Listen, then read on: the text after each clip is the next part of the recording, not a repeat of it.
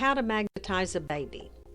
First, start with a baby. It doesn't really matter whose baby it is as long as it's between 9 and 12 weeks old and preferably being breastfed. Next, take a teaspoon of sugar and a cup of water and mix well. Now sit face to face about 15 inches apart. Take the baby's pacifier and dip it in the sugar water.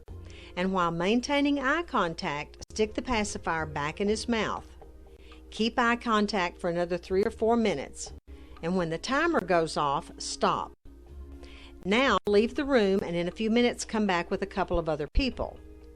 Guess what? The baby will ignore everyone but you, and he'll smile and coo in an effort to get your attention. What's going on is that the baby is conditioned to the mild sweetness of breast milk, and you've just applied sucrose or table sugar to his taste buds. That triggers a nerve impulse that goes to the base of his brain where opiate chemicals, cousins of heroin and morphine, are released. This in turn releases another chemical called dopamine. That's the substance that generates the pleasure sensation in our bodies. So the baby experiences this pleasure while he's looking at you, and now associates your face with that sensation. He's now magnetized to you. If you haven't already figured this out, this trick could be pretty handy for grandparents.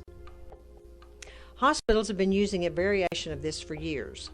Nurses know that if you need to draw a blood sample from a newborn, you can drop a few drops of sugar water in its mouth and the baby will cry less from the needle stick. What's going on is that the sugar water has triggered the release of a natural opiate into his system. But what's really interesting is that the technique doesn't work if the baby's mother's a drug addict. That's because the baby's been bathed in opiates for 9 months, so the relatively mild dose of sugar water doesn't even faze him. The point is that sugar is essentially a drug. Not necessarily as bad as heroin or meth or cocaine, but it produces the same type of reactions as the brain as does a hard drug. And when we're grown-up babies, this is the kind of sugar that we take, and it produces these types of effects. Researchers doing brain scans on lab rats have found that when a rat addicted to morphine becomes aware that he's about to get his fix, his brain lights up. And as it turns out, when a rat conditioned to like sweets becomes aware that he's about to get his fix of sugar, the same reaction occurs in his brain.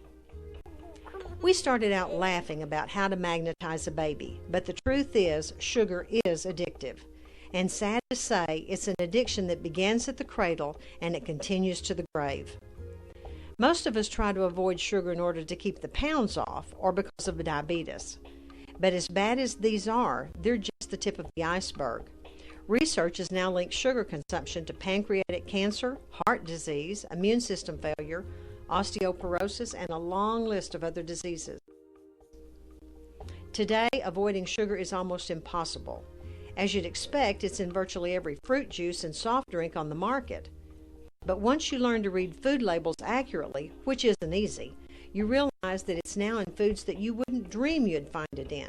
Things like mustard, French fries, potato chips, and popcorn. It's even in vitamins and lipstick.